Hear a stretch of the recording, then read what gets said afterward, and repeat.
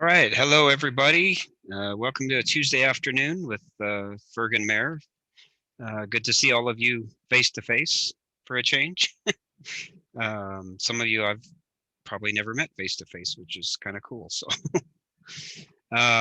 today we have a very special guest with us. His name is Brett Chan.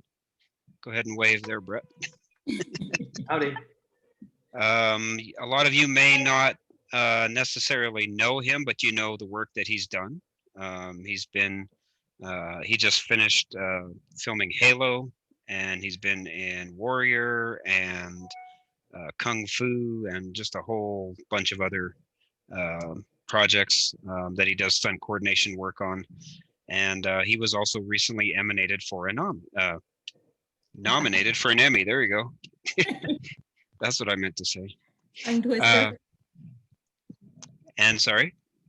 Tongue twister there. Yes, a little bit, yeah. So Emmy-nominated Brett Chan is with us. And some of you have submitted questions, and we have some other questions that we've put together that he's going to answer while we're going forward here. So if you think of anything else you want to ask, feel free to put it in the chat, and we'll try to get to it as we have time. He's going to be with us for about 45 minutes, maybe an hour, and then he's got to go and do some other stuff. So let's get started. Since I should mention that Brett is a friend of Maria, who is on our roster and who you may recognize from Yellowstone. So I don't know if you want to say anything about Brett while we're here before we get started. Nice. My lips are sealed. No. Yeah.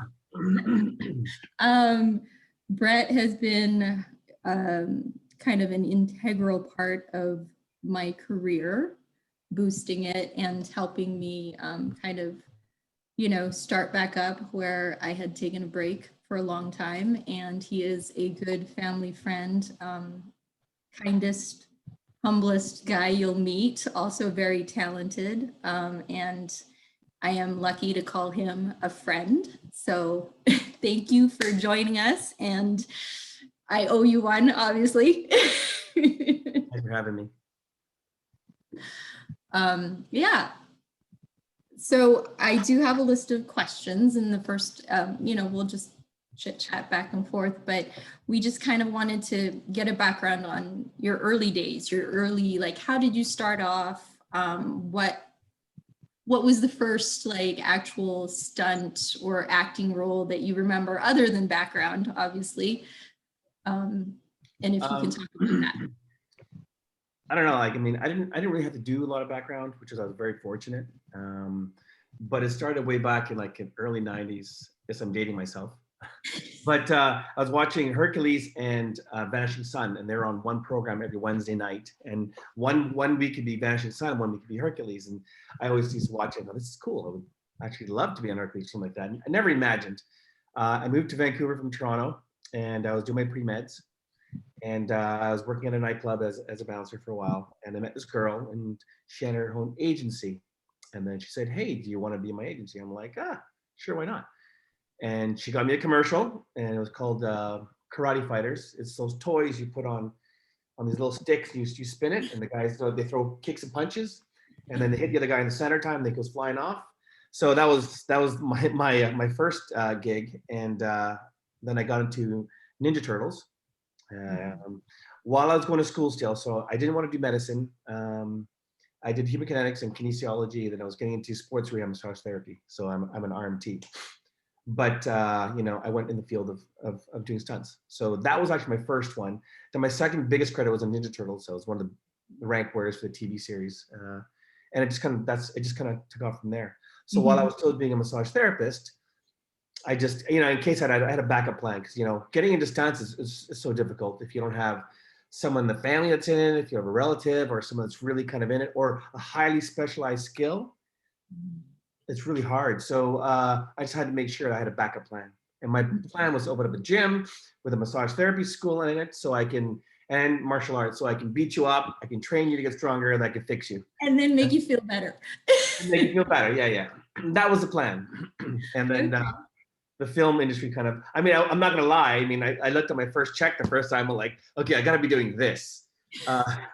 But you also have to have a passion for it. I mean, as being a stunt performer is something very specific because you just can't. I want to be a stunt performer. Okay, well, I need you to throw yourself down these stairs. Well, I don't want to do that. Okay, well, you got to get hit by this car. Okay, well, I don't want to do that. Okay, well, what do you want to do? You want to be a stunt performer. You have to be the idea of it's stunts. So there's always an element of danger. There's always an element that you're going to get hurt. It's not about if you're going to get hurt, it's when. So as a performer, you can't really just choose, okay, well, I don't want to do this. I don't want to do this, because it can be the simplest thing. You can just be literally just walking back to once and trip on a rock, and as you're going back and you break your ankle. It just can be the stupidest thing, but it's not about if, it's a when. You're putting yourself in a constant state of danger. And mind you, we train so we don't ever get to that point. So we're always prepared for these things that we're doing. Okay, well, I'm trained, how am I gonna get hit by this car or hit by this horse or hit by, but you know, things can happen. So as long as you're aware of that and you're cool with that. Or, I gotta fight Steven Seagal. Okay, Steven Seagal, no matter what choreography you do, he'll kick you in the balls. Guaranteed. You can do a 10 beat fight, 100 beat fight, you need fighting, kicking the balls. Forget everything, he'll kick you in the balls. So you don't have a say. It's just kind of like now you're dealing with actors, and how good they are and how good they're not. And sometimes it can be serious. Like if you're not wearing a cup, it's serious if you're not aware of it. Or a friend of mine was on a show called Poltergeist, and it was a long time ago. It was basically actors had to throw a punch, just one punch. But because it was rehearsed, everything was fine. But because it was an actor who's not really versed at punching, he punched him and just grazed his eyeball. But it was enough pressure that his eyeball burst from the inside like a grape. So he lost 20% of his left periphery side, and he was a professional kickboxer. So that ended his career as a kickboxer, because if you know anything about fighting, that's a blind side. He'll always get hit there. You'll never see a hands coming, kick coming. So these things happen. Mm-hmm. So would you highly recommend then, if you're thinking of going into stunts, to have, say, a background in martial arts or, that kind of gymnastics or something physical that would really help you with like body awareness? And obviously you have a background in that. How long have you been studying, martial arts? 41 years, like that. But you don't need martial arts. I mean, everything is kind of good. You don't have to come into it with martial arts. You can come into it with anything. You can be a really good motocross rider. You can be a good ballet dancer, because ballet or dance transitions to choreography, body movement, body awareness, all these things. Motocross, same thing. It's just a different type of thing. You just have to take whatever you're doing and apply it. Now, the US, because I'm assuming everyone here is from the US. Yeah. Because there's so much work out there. I'm sorry, there's not as much work out there, but there's so many performers. Like in Vancouver, Canada right now, there's maybe 500 stunt performers, and about 130 of them maybe work full time. The rest of them are kind of, day players. Yeah. Where the US, like Los Angeles alone, there's less jobs there now because they've all went to Atlanta, Shreveport, Louisiana. But in the population, so alone in Los Angeles, there's over 5,000 stunt performers. Now you got to think about, you can't be good at everything, but what you can do is find something you're really damn good at, whether it's a look, whether it's like gymnastics, whether it's a diving, whether it's like something, you get so good at that. And so now you're in a niche. You have this niche where they need you for this, and you're perfect for it. And you have the great size, the look, everything like that. And the skill is unmatched, unparalleled. But then, so you find, let's say, Julie, you'll find Maria, and you'll be like, hey, so Maria, you're really good at this. I'm really good at this. Let's start training this together. You teach me this, I teach you that. Okay, great. So as long as you maintain your skill, but now you're learning new things. And then, hey, Sheena, hey, you have this. Well, why don't we train this and you can train? And so now you start learning different things. And so you become a little more of a well-rounded performer, which is always good, because only having one skill limits you to one type of job. But if you have one main skill, now you have the one job. But if you start getting good at different things, you don't have to be a master at it. But 80% of your work as a stunt performer will be reactions, simple reactions, and falling. So knowing how to fall and not hurting yourself, knowing how to fall and make it look natural. Like if, let's say, like I get punched here and I take a reaction, I fall down. As long as I don't do this, then fall down, that's like two separate motions. But if this and I'm falling at the same time, it's a natural reaction. So as long as you start getting that and being safe, knowing exactly how to land, knowing exactly how to fall, so you don't hurt yourself, you don't hit your head. You always have to watch your head, because that's the one thing, you know, people take for granted. Especially when you guys are young and you guys are, you know, getting into it, you're strong, you're training, you think you're invincible. It's like having 10 shots of tequila. But really, reality check when it happens, because I know a guy on a show called Exit Wounds. He was a young guy, he was a gymnast, super talented, tough guy. He's a ground pounder. So in the industry, you have ground pounders who once you take a beating and get back up, let's go again, beating, get back up, let's go again. They're performers that can't do that. Performers can do 1 or 2, get up, okay, you know, I've had enough. But they're very highly specialized in other things. But this guy basically, now you're in a van going at 30 kilometers an hour, and you get kicked out of the van and you land this way. Now the van is still going 30 kilometers an hour. So if you try and stand your feet, what happens? Oh, you break them. Oh, you won't break your feet. You'll be fine, because you're this 30 kilometers an hour. This jumps out this way. Your momentum in the air is still going 30 kilometers an hour. Yeah. So when you hit, your momentum still going forward. So your feet land. So you do this. So what he did was his feet landed, because when you do this, you're supposed to jump, roll. Roll with the momentum, so you'll still be traveling with it. You take away the edge. It's kind of like when parkour people jump and they roll. You take the edge off the pressure off the knees and the ankles. Well, he jumped, he landed, he tried to stick in it because he's really good doing that, and he boom. And what happens is he head slapped the back of his head, and he died. Yeah. Wow. So, you know, these are things that you have to take into perspective and know your craft. You have to be, you know, the coordinator can only do so much for you. He can tell you this, but he's hiring you because you are a professional at your craft. So you have to be able to be a professional at your craft and do those things and understand it. Okay, well, Darren, I'm gonna throw you out this car window. We're gonna be trying to take, so you have to know, okay, well, I'm gonna need these pads. I'll probably need like a little cap in my wig at the back of my head, so in case I tap my head, and I know how to roll. So if you jump out of the roll, I know which way I'm going to roll. Okay, great. Now as a coordinator, I got to trust that you already know that. I'll refresh you, but I can't hold your hand the whole time, because I'm just there to do the movie. You're to do the job. I'm hiring you as a professional. So know your craft. Know anything you have to do, and always, every time you, a lot of performers are really shy to ask questions. Hey, what about this? And because they figure the coordinator will get mad, or like, hey, just do it. The old school days are done. No, if you are a performer and understand this, and is your safety, understand this, doesn't matter what the coordinator says. If he gets pissed off at you, say, hey, I'm just trying to, number 1, do a good job for you. Number 2, protect myself. Number 3, would also protect you, because if you do a good job for him, then he looks good. If you do a job because he didn't want to give you enough explanation, or he or she, sorry, I'm not trying to generalize, and you hurt yourself, then it comes off of him anyways. So they shouldn't be getting mad. They should always understand that as a performer, you have to understand what you're doing and why. And I think it's important. One of the things you talked about earlier is with the specializing, is that even as an actor who's not doing stunts, you can have those skills that set you apart from someone else who looks just like you or is just as good as you are.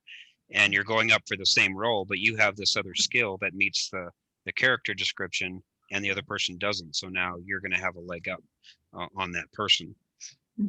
Chances are, unless you're highly spent like Tom Cruise, who wants to do all his own stunts, and you know, on Warrior, these guys they're doing all their fighting because they have a lot of time to prep and train, but they have this background to do it. But you know, you're working on TV or something like that, they're not going to want to hurt you or take the chance of hurting you unless you're really capable of doing something. So, I mean, they won't want to put you on a motorcycle because anything can happen. You fall off and then the movie's over. You know, kind of thing, or do certain things. You can do that if you're Tom Cruise, because he's the producer of the movie and he can stall as long as he wants. But I mean, yeah, we'll put actors in fight scenes, you know, we'll rehearse them to make sure they know what they're doing so they don't get hurt, they don't hurt the people they're fighting, and stuff like that. But as a performer, as an actor, it's always good to understand body motion too, so it looks real when you're doing it. You know, you don't want to be put in a fight and you start throwing stuff like this, because then they just won't use you at all. And I mean, at the end of the day, if you're an actor, it's really about your acting. That's something that most stunt performers don't have. It's because, like, you know, I'd rather get hit by a car than have to sit there and give dialogue lines to the screen or an audition, because that scares the crap out of me. And but as an actor, just having good body awareness and basic reactions always helps you. So with the actors that you've worked with, and having to have some actors have some kind of background that will allow them to pick up the choreography and everything. I mean, how do you, I guess you could say, train them to make it look like, especially if they don't have that background, how do you get them to make it look like they do know how to throw a punch, they do know how to throw a kick, and it doesn't look awkward? It all depends on the show and if you have time to do it. And it's also the proactiveness of actors. As an actor, if you go out and you start doing on your own, just learning some stuff on the side, then you always come a little more prepared. It's just being the master of the craft at really of anything. But I mean, you get roles like John Wick, where they'll take Halle Berry or Charlize Theron or Keanu Reeves, and they take months and months and months, and they train specialized things they need for the movie. Like for Tom Cruise, we trained him every day for 6 months on swords and stances and movement. Because on Last Samurai, he wanted to do everything. He did 99% of everything.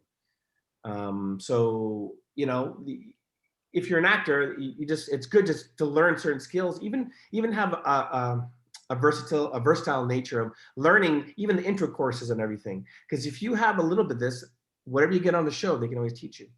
And most of the shows, I train all my actors for, whether it's martial arts, whether it's run jumping, whether it's like doing things other than like cars and vehicles and stuff like that. I won't, because that's just too much of a gamble.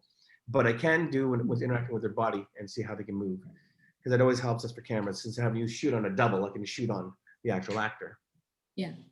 So how did you go from like stunt actor to stunt coordinator? What was that journey like? I mean, did you always know you wanted to be a stunt coordinator or fight choreographer? No, not really. I mean, you get into stunts and this is like, they're paying you to play. Like, we're like the biggest kids. All we do is we go out, oh, we're gonna go snowboarding today. Oh, we're gonna go high driving. Oh, we're gonna go high fly. We're gonna let ourselves on fire. We're gonna do this. It's what we do, right? The big thing about some performers, is that they make a mistake of not actually, they should do acting lessons, because it's not only vocal, but it's also body motion. So you have to create for acting moments to make everything believable. If you don't do that, then you just look like a guy who can just shoot guns like this, and that's exactly what you look like, and which you don't want. You need performance. Performance encompasses acting, body acting, like motion, emoting through your body, and that's what we do. But no, I mean, after a while, I guess, it all depends. Some performers just want to be performers. I know guys who just want to be performers, and they love it. They love just being in that moment, and love the 3-2-1 action. They love just performing, and it's such an adrenaline rush when you do these things. And it's, whether it's a big thing or not, but it's kind of almost like delivering 3 pages of monologue. Or dialogue. That's hard on its own. But you get through that, and you deliver all your dramatic points you want, and your little idiosyncrasies you use, and your moments. I mean, that alone is fulfilling. But some performers, they want to move up. Some guys have the aptitude for getting to rigging. Some guys have the aptitude to get into fight choreography, because that's their base, or movement, or cars. So when you get into stunt coordinating, it becomes a different thing. Like, there are different coordinators. There are coordinators who are very good at rigging, and that's where their forte is. So they bring fight guys in, kind of thing, for them. There are coordinators that are good at fighting, so they have all that, and prevising. So they bring in riggers to help with supplement their ideas, because you as a coordinator can't take care of everything. You start to lose focus on things. You want to be able to concentrate. You need things that kind of happen. So my journey took me into fight coordinating, and then stunt coordinating, which is when I was getting into. Then now directing, second directing, and now directing. And that's just the venue you want to take. You start to get a handle of things like, okay, well, this is, you start working with people, and you're like, okay, well, this guy actually, I don't know how this guy got this job, but it's driving me crazy. But you start to realize you kind of want to start doing your own things, your own stories, your own moments, your own things like that. There's this Hollywood. I mean, everyone, I'm not saying everybody, but there's so much bullshit that travels through Hollywood, and so many people that nothing but bullshit. Sometimes you got to wade through it all, and not everyone is, but you got to wade through it all. And it's just, yeah, because one of the things you got to find those people through those venues. So, you know, ship floats, but cream always rises to the top too. So you got to find those moments there when you kind of get there, and then you'll find the proof's in the pudding, and you'll see in their acting or in their performing or their coordinating or whatever they do to help create whatever has to be done, and you'll find those moments. Sure. So, I mean, guessing for you right now, it's pretty much just people call you and ask you to work. But do you still use like a stunt reel or anything like that? I have a second year director stunt coordinator reel. I do, but usually when I do, it's I send it to the producers. Usually producers will call me, which I'm very fortunate. I don't have an agent for that. I had an agent for that, and they just really didn't do anything for me. They were just charging me money for things that I was getting all the jobs myself. I had all the contacts myself and doing everything, but they were collecting a phenomenal amount of money, and I was like, ugh. So I actually don't have an agent. All my contacts are usually through word of mouth or producers I'm working with. And you know, but it is useful to have an agent, especially ones that are high up there and that can kind of get you in places. But you do have to think about too, though, you know, because I was looking at a high profile agency, and yeah, I mean, it's a high profile agency, and you know, they're like number 5 or number 3, whatever, in agency. However, they have all these really big guys on there, which are bigger than you. So chances are they're going to push all their big guys first, and they might trickle to you afterwards, but they'll still charge you everything. So, you know, that's just something to consider. Sometimes smaller agencies might be better because they'll be very personal. I had a show, I was on Warrior anyways, and we were Michael Bisping's agent. He doesn't have, I don't think he has that many people, but he has some really key people, you know. He's got like Iko Uwais, and he's got like, and like Michael Bisping, stuff like that. But Mike, he called me, in a span of a week, I think he called me like 4 times a day. And yeah, I mean, it could get kind of annoying at some point, but he's really pushing for, he's really working for you. And you know he's working for you to get those jobs and to be. So sometimes the bigger agencies, unless you're like a Brad Pitt or whatever it is, which is self-explanatory. I mean, sometimes you got to look at, try and figure out that median between that time. You don't necessarily need the big agencies all the time, at least. Right. So I'm guessing you're in a position to like hire stunt people at some point too, right? Yeah, that's yeah. Usually, because I'm the one hiring them, because they're the one performing for me, so I have to make sure that they're not gonna screw up. So what would you look for in a you know, in someone's materials as a stunt person per se? Well, if they send me a demo reel, I'll look at the demo reel. And if anyone ever sends me a resume, like a submission saying, "Hey, Brett, blah blah, I'm so and so," this is, I always reply back, because the way I look at it, I know how it felt when I was sending resumes and stuff out there and no one replied back. It sucks. And especially sending, like back in the day when my age, you had DVDs and headshots, you physically mail it out to everyone physically. It's just like, anyways, it's always nice to get some feedback, but now it's email. We're in a digital world. So I always look at that. Now, if you're gonna send, but me personally, if you're gonna send me a demo reel, let's say if you use like any weapons in your demo reel, don't just put anything just because you can have a weapon in your demo reel. If you don't know how to use it, like a sword, a short sword, a rapier, a broadsword, katana, whatever it is, if you pick up a rapier and you're doing choreography looking like a broadsword, I already know that you don't know how to use a sword.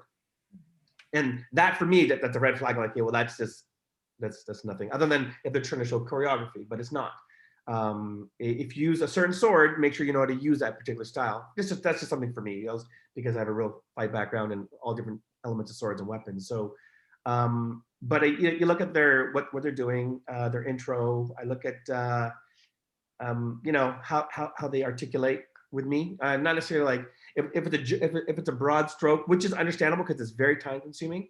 But if it's a broad stroke, hey, this is my resume, thanks very much, kind of thing, and be like, okay, great. Hey, thanks for your submission. But it's just like, hey, Brett, this is what I've done, blah, blah, blah. I said, oh, hey, Scott, thank you very much. Thank you for submission. I'll make a comment about your reel if I like it, or whatever. If you ask me for notes on your reel, then if I have time, I'll give notes, what I think about certain things. Only just being honest. Sometimes, but if you don't want to hear honesty, then don't ask me, because if I say something's not really good, I'll say something's not really good. but it's just to make you better, really. It's not really to put you down or not make me myself feel bigger, because I'll just say, this is my personal opinion. Don't take it if you don't want it. You've asked me. So this sequence here, I just felt like you have this tricking move in your reel like 9 times. I said, there's no reason why you have to put this move. I know you can do it in the first time. You don't have to show it to me 6 more times, unless it's part of a actual like film footage. And also, if you can get real footage on there from film, so much better than just doing rehearsal footage somewhere in, like in a park or something like that. I mean, that's just, if you can. And I know a lot of people and actors go through this all the time too, but they always have trouble getting footage sometimes. Yeah, yeah. Are there any things that you've probably experienced that before, but is there any tricks that you've come across that maybe are more effective to actually get footage? Depends how close you are to the coordinator, because sometimes you can stand behind the monitor and film it, and then hey, here you go, Maria. Yeah. Don't put it on the reel just until it airs. I'm like, okay, then you can put it on there, something like that. Yeah. Or be friends with one of like the makeup, the hair. VIP guys or the makeup. Yeah, I have the continuities. They're filming it. Exactly. And then they'll be like, yeah, Peter, don't put that in the live session when you put it out there somewhere. That I do that sometimes. But yeah, it's always okay. And usually when I'm on set and I've hired somebody, I'm usually videotaping that on my own anyways, because if something went wrong or some performance had happened, but I can always show the performer, hey, this is kind of what happened and whatever it is. And if it's really good and they want it, I'll give it to them. I just say, hey, just be responsible. Don't put it out anywhere. Don't put it on social media. Don't put it in your reel yet. Wait till it airs and then you can use it. Right. Yeah. I mean, we always have to be mindful of NDAs and the other agreements that are in place when we're sharing stuff publicly. But so you've worked on, and I'm just going to name a few: Snowpiercer, Kung Fu, obviously Warrior, Last Samurai, Marco Polo, Iron Fist, and obviously Warrior, which you're nominated for an Emmy. And Halo. How do you go about crafting such elaborate fight scenes within those different shows? Because sure, they have that same element of like martial arts, but they're so distinct. Like there's just different sets and different styles, and how do you go about doing that? Really, it's about the okay, let's say like for Warrior, what I would do is, generally what I would do is, I don't like just to put fights just for the hell of fights, because when you watch a fight's a fight. It's a fight. It is okay, 2 people fighting, 3 people fighting, 4 people fighting, whatever it is. But if everyone's doing the same moves, if everyone's moving the same, then it just becomes just okay. That's a cool move. Yeah, they're both doing it. Yeah, for no reason. Yeah. So when I do it, I generally pick, let's say Warrior, let's say Youngjun, Assam, Leon. And Bolo, let's say. I basically pick the mind of the actors. I go into the story because I've read all the scripts, and I see where they're at, what they want. So this way, let's say Bolo, Assam, and Leon, let's say they all trained in the same school together, since there were 5, all of them, and they all learn the same martial arts, same techniques, everything like that. However, Bolo being bigger will utilize a technique differently, where Assam would use it because he's thinner and just lankier, so he would use more speed. And then you have Leon would be kind of like the mean of the two. So I can start choreographing movement for all of them, so it caters to their body types and how it would actually translate. And then I would then start putting them in situations where they are in their mindset. Okay, well, right now, Bolo's trying to kill Mei Ling. And Assam's desperate trying to get there to save his sister. So his movements are desperation, whereas Bolo's more to confidence, and he's just kind of going until the fight evens out. And then you'll watch Bolo's movements change because then he's getting desperate. And so he'll do different things or utilize different things different ways. And the idea for this is, once I have those moments, I give them all individual styles. So that when, if you put them behind like a blank screen, just a silhouette, and they're fighting, you'll know exactly who's fighting because of how they move, as opposed to they all look the same. Yeah. I don't know if that makes sense. No, it does. So you kind of tailor the movements to the specific character and at what point they're in their kind of growth or storyline and what's happening in the scene. So I mean, it makes it more for like the acting purposes, because you can't just be like, oh, I know how to hit, I know how to punch, but what's behind it? Exactly. If you watch a fight, I mean, you can watch a fight, let's say for a minute, and they're fighting and they're just fighting and they're just fighting. Okay, that was kind of cool fights. They're doing some cool stuff. But if you didn't watch fight again later on in the show, you watch fight again, it's the same thing. It just becomes, I don't know, for me, my personal opinion, it becomes boring. Yeah, you can do a cool twist. Yeah, you can do a flying twist. You can do, okay, but it just, there's no personal ness for me, because you need to create the character, and which once the character is established and he's changing his fight style within the moments of what he's feeling or where he is in that moment or whether he has a storyline, then that changes the arc of everything, and that gets you more involved with the character. Anyway, that's how I feel.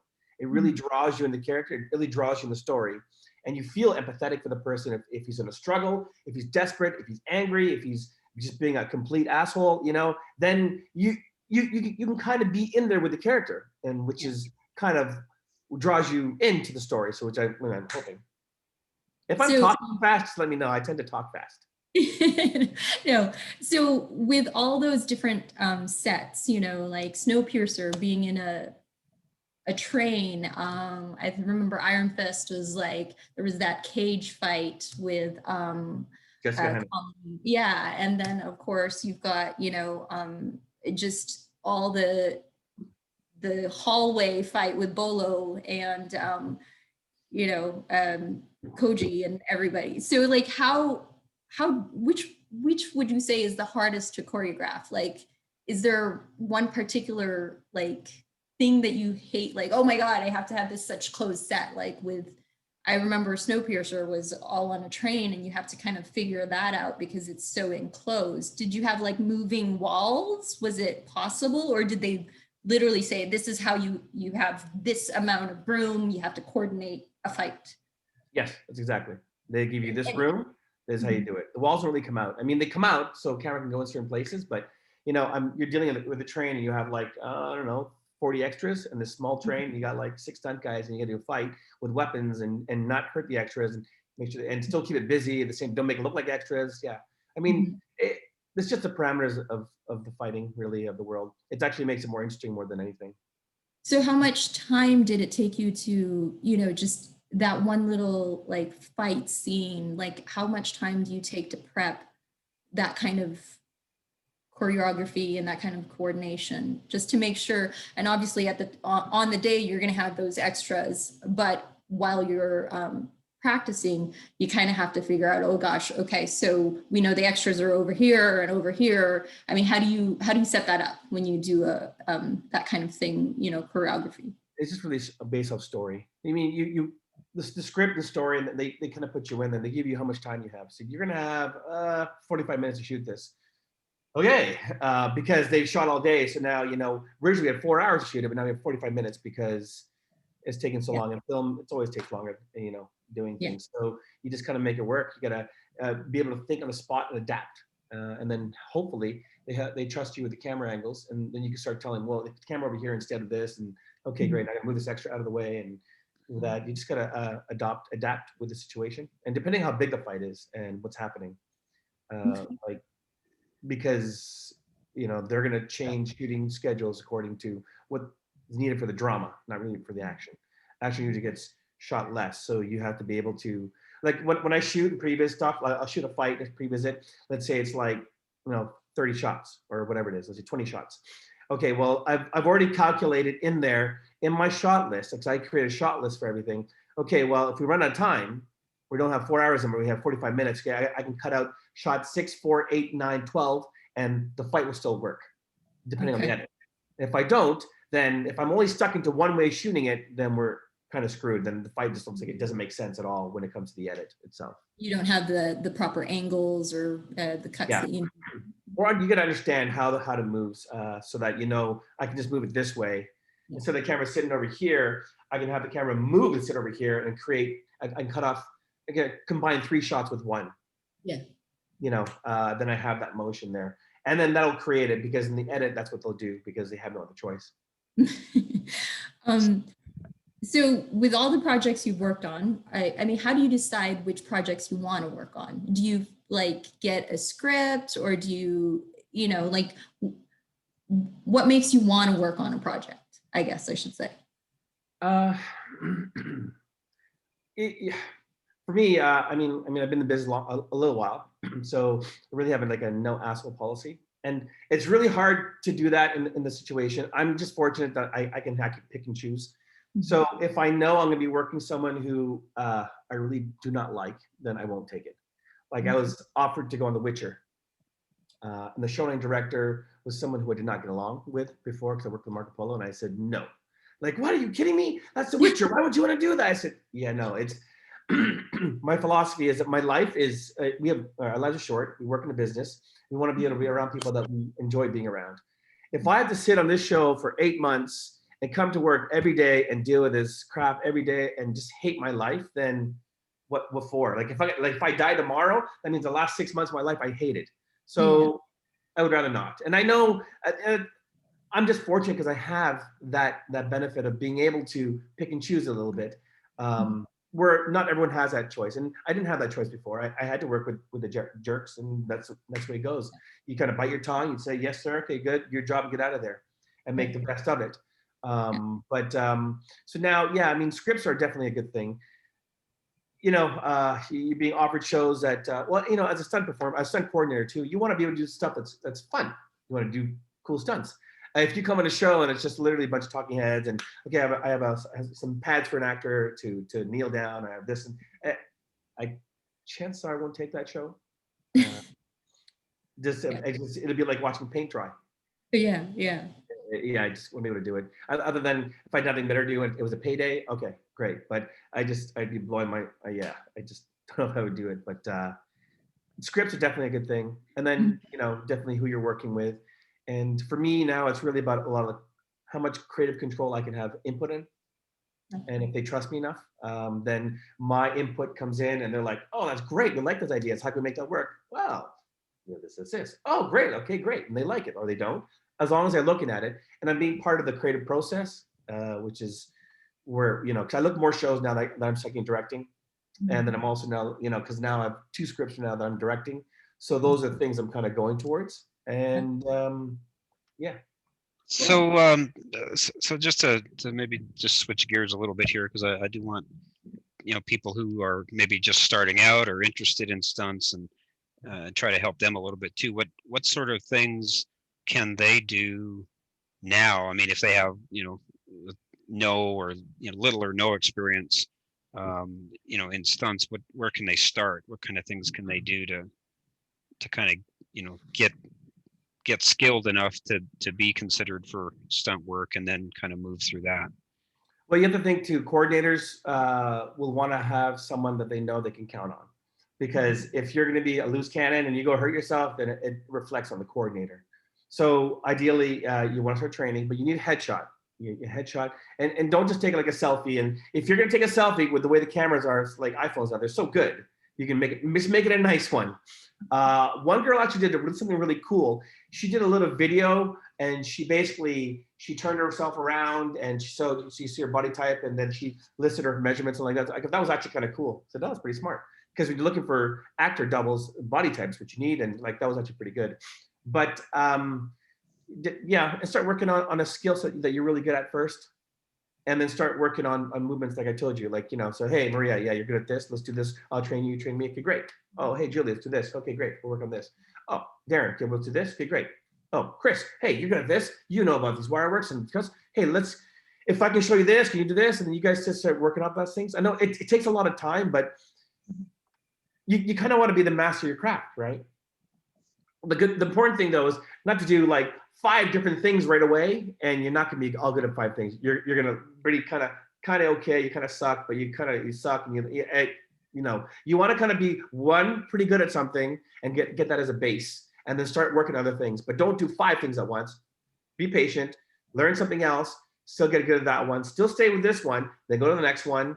Start getting you know, proficient at this. Still keep this up, and then go to the next one. And then, you know, there's certain excuse me, there's certain things you can't do all the time. Like you can't light yourself on fire all the time, or you can't do hype all the time. You got to own an airbag all the time. It's just one of those things. But there are things you can do, like martial arts, like swimming, some high diving, some general parkour, some reactions, some falls. And you start learning all these things. And once you become well-rounded enough, and like I said, 80% of your performance as a stunt performer is just ground pounding and reactions. Yeah. So there are quite a few stunt schools around, internationally as well as in the US. I don't know that many that are around. So there's one in Seattle. There's a couple there's one in Australia that I know of. Because when I know the one in Australia. It's Collins. Yeah, and I think there's like some wire work, like I guess you could say, like people will go for a wire work workshop or a fire workshop, that kind of thing. Would you recommend to try and get, for just experience wise, to experience, okay, that's not for me, or yeah, I really like that, I want to kind of hone in on that special skill? Would you recommend for people just starting off to try and figure out, do I really like wire work? Do I really like, the hand-to-hand combat? Do I really like, fire, being set on fire or whatever? Is that something that's kind of like a specialty skill? But if you did have a workshop, you could do that. It wouldn't hurt you, because then the coordinator one day be like, who's done a fire burn? Well, I have. Yeah. Really? Okay, so what have you done this? Well, I have my Nomex. I know you do this. Stage 1, do this. It says safety, there's every hand calls, okay, there's a danger. Yeah, okay, great. You know it. Right then and there, now the coordinator can relax and say, okay, like I'm cool with this person here now. Now, next person, I'm not cool with that person, because that becomes a thing. That's just one of the little tricks in your bag that you have. Definitely, you take a fire seminar, 100%. There's no course in it you can really take. There's a fire seminar you can take, which will teach you about the fire, the different types of fires, why this one burns brighter but less hot, why this one burns hotter but darker, why this one, what Nomex you would use, or what kind of fire gel you would use, safety procedures, why for different procedures. Okay, well, when would you use a breathing apparatus? Okay, then you kind of know these things, and as long as you understand that, and that's half the battle right there, because you kind of already know, and that does nothing but help you. And then you like that, let's say courses like that, or there's rigging seminar courses, understanding rigging, because there's some wire work. You don't have to be a master rigger, but you can understand it. So if you're ever on a wire, okay, that pulling you this way, that's 2 to 1. Okay, that's the reason why, because it's a short stroke. Okay, then you understand that, and that helps nothing but your performance and your comfortability levels. Yeah. And I'll mention too, just because she's here, Elle Carpenter, who's on our roster, runs a circus school in Durango, Colorado, which is pretty popular. So if anybody's looking to add that to their repertoire, that might be something to look at too. Well, see, circus is definitely good, because it gives you a whole rounded version of like balance, body awareness, things you can do, and skills that help you build certain parts of your muscle that you don't normally build, like going to the gym. You won't. Because like when you're doing things on the trapeze or doing whatever it is, there's all these synergistic muscles, you just won't work. You just won't work at working in the gym. You can build all the muscle you want. It won't be the same. That's like an example of what you do, because the circus is a hybrid way of learning things, because you learn multiple things, from choreography to balance to body awareness to air awareness to all sorts of things, depending on what you're doing. Correct me if I'm wrong, Al. Sorry, just had to unmute myself. Yeah, no, you're totally right. And I actually focus on body awareness in my program. That's important, body awareness. Yeah. So that's correct. So you have your company, Hits International, which you have different people like around the world that actually are part of your company, correct? Is that? Yeah. Or is it just Vancouver based? Yeah, it is. No, it's not Vancouver based. It's worldwide. So Hits International is a stunt team that I started in 2007, and we have, I think, 26 members worldwide. Wow. Okay. So when you go on location, like you were just filming, you just finished Halo. Do you have a core group of stunt performers and actors that you usually take with you, or do you like say, oh, you know what, this project, I'm gonna need these people, and that way you can pick and choose? Or do you also kind of like, oh, who's gonna be at that place, like who's gonna be there that I can actually rely on? Is that something you usually do? You like bring people with you, just a core group of your crew? I generally have a couple of guys that are like who I work with, like mostly. They're like my assistant coordinators and stuff like that. They pretty much know how I work, and so I just have to say and they're like, yeah, done it. Yeah, done. So we have a shorthand. But Hits International is kind of like it's in a plethora of different things. So we have guys that are horse masters, we have guys that are fight guys, we have guys that are car guys. So it depends on the show. It's kind of like, I don't know if anyone watched G.I. Joe way back in the day, the cartoon. You got to be pretty old if you're watching it. It's like, okay, hey, we have the Dukes, like, we have this mission, we got to do this. And we need stealth, this. Okay, we got Snake Eyes, we have this, all these people. Oh, we have this mission with like, it's a big barrage of like big cars and all that jazz. Okay, well, I'll take these people instead. So, we're able to pull each other from those kind of things, depending on your skill set you have. A lot of the guys are well-rounded, but a lot of the guys are very specialized in certain things. So with the stunt industry, there's a lot of male. I mean, would you say it's predominantly male, like a male industry? And if, as a female, how does one kind of break into that industry, especially, given that, there's that kind of thing, oh, women can't do this, can't do that. But, just tips for women instead, like. No, it's not necessarily women, men dominated. I mean, as a female stunt performer, it's actually harder for you guys because, I mean, you're doing all these stunts in like mini dresses and shorts and like short sleeves and singlets or whatever you call them. It's so much harder. How do you hide pads? How do you this?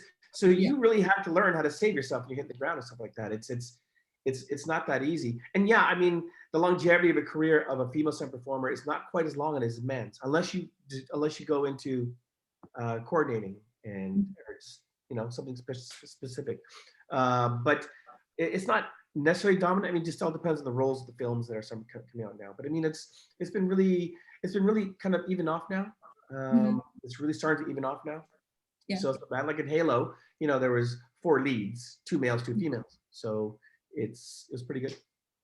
And speaking of Halo, I know you can't talk much about it, but how is that? Because given that the series is, based on a game, and I'm sure there's going to be CGI and all that stuff post-production, do you find that harder to, coordinate, given that you're like, oh, well, pretend that this is here and you gotta, do this. Whereas with like Warrior, you're all, I mean, there's no special effects, there's no. Oh, no, there still is, like depending with weapons or what we're doing. Like but like they're practical special effects, not like, oh, CGI.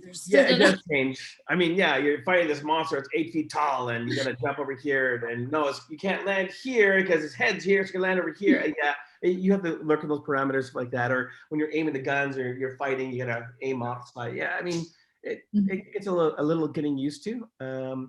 And it doesn't look like it makes sense, but on the screen later on, hopefully it does. Yeah.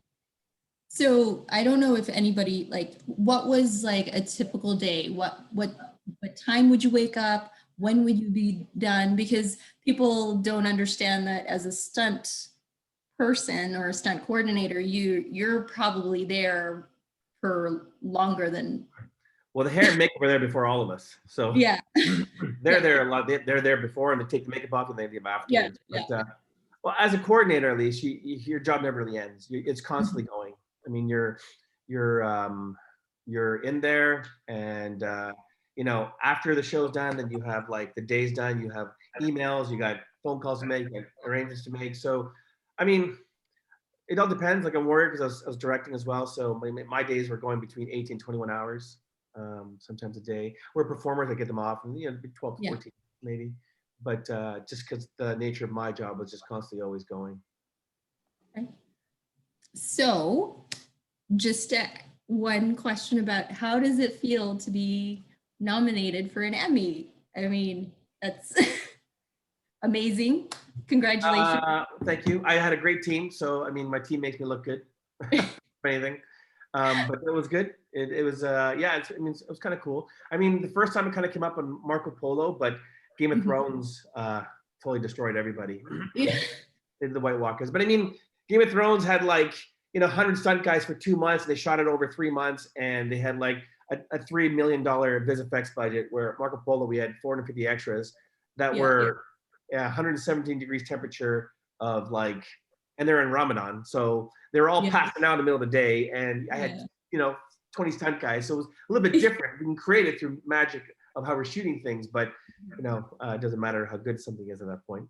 And that was filmed, that was like filmed in Malaysia, wasn't it? Or that part, yeah. Okay, cool. Peter, was there anything else that you wanted to quickly? No, I think we covered all the questions that that were submitted. Just double check here. Yeah, no, I think that's about all. So I just want to say thank you for taking the time and chatting with us today. I know you're a busy guy, and time is a short resource for you. Obviously, if you're working 18, 21-hour days, that doesn't leave a lot. Yeah. Well, I'm in quarantine right now. Up here in Canada, they quarantine you if you're not vaccinated. So, 3 days in the hotel, the mandatory, and you have 3 days in the hotel, and it's $2,000, and then you have to quarantine for 11 more days at home, which is insane. But you do lots of fun going crazy. Which room to go in next? a lot of gardening. There's a lot of gardening. Yeah, there you go. Your garden looks awesome. So, well, we all look forward to seeing your work on the big screen. Oh, thank you again soon. And yeah, I just wanted to say thank you very much for taking the time to talk with us today. It's been very eye-opening, I think, for a lot of people here. We have quite a few people that are involved in stunts in one level or another here. So definitely some good information here. So, well, I hope I answered some questions. Everyone was good. You did. So I guess we will close off with that, and thank you everybody for coming. And we are recording this, so if you want to come back and review it later, we'll post it on social media at some point today or tomorrow probably, and then you can go back and review if you want. But we'll edit that little part out though. Which part is that? About taking video. Oh yeah, no, we covered that. We covered our butt on that. So, but yeah, thank you again, Brent, and thank you everyone else for coming. Thank you. Bye. Bye.